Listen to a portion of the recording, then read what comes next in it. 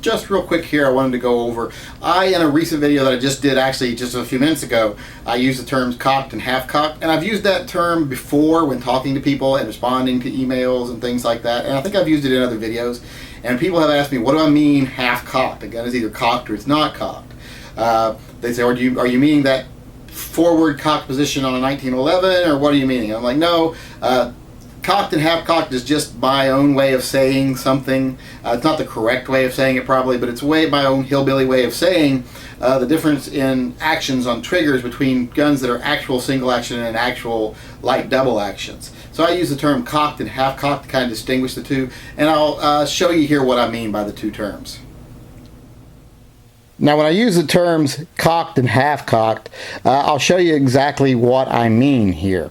Now on guns like the Glock and this car, people think of them, they're a little afraid of carrying them because they think, oh, this gun's always cocked and ready to fire. The firing pin could slip or somehow be released without pulling the trigger, which is not possible because of the safeties. But even if it was possible, the guns are not really carried cocked. Some guns are carried not cocked at all, like the SIG P250 here. It's not cocked at all. It's double action only. I mean, you have to pull the trigger to pull the hammer back. That's double action only.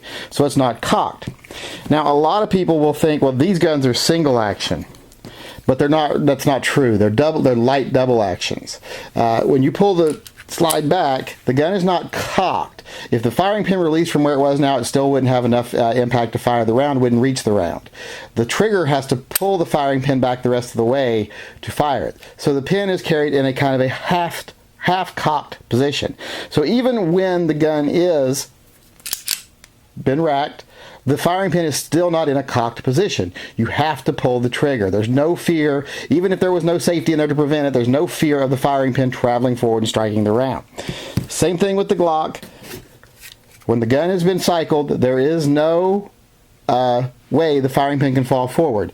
Now there is a firing pin safety and everything else, but also the firing pin is not held fully back. The firing pin has to be pulled the rest of the way to the rear by the action of pulling the trigger. If you don't pull the trigger to the rear, the gun can't fire. The gun cannot go off without pulling the trigger. It is carried in a half-cocked position. That's what I call a half-cocked position. Light double action triggers. These are not single actions. People keep thinking these are single action guns, and they're not. They are they're what I would consider a light double action pull. This is a single action gun. It is carried fully cocked.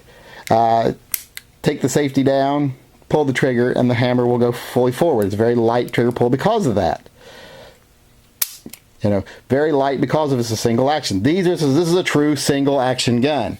The trigger does not do anything other than drop the hammer. It does not pull back a firing pin. It doesn't set a spring. It doesn't do anything. The trigger just releases the hammer, and that's all. There is firing pin safety in this also.